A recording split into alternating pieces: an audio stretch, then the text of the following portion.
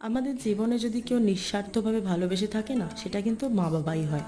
কিন্তু আমার তো বাবা নেই, তোমাদের সাথে আমি সেটা শেয়ারও করেছি। মা ছিল।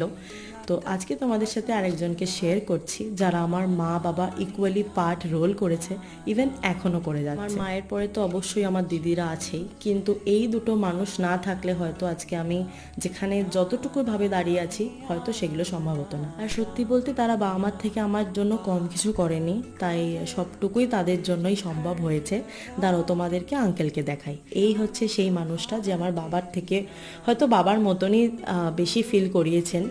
তো যাই হোক, আমার সাথে দেখা করতে এসেছিল। আমি ছিলাম সিটি সেন্টার 1 লাঞ্চ করতে, আর আঙ্কেল আন্টি এখানে থাকে না, থাকে ইন্দোনেশিয়াতে কাজবাজের জন্য। আমার জন্য দেখা করতে এসেছিল, যেটা ভীষণই ভালো ফিল করেছি। তারপর আঙ্কেলরা চলে গেল, ওটা হচ্ছে আঙ্কেলের ছেলে। যাই হোক, আজকের জন্য এইটুকুই। ভালো লাগলে কিন্তু অবশ্যই লাইক শেয়ার কমেন্ট করো। আর হ্যাঁ, এখনও যারা সাবস্ক্রাইব করোনি, সাবস্ক্রাইব করে যেও। বাই।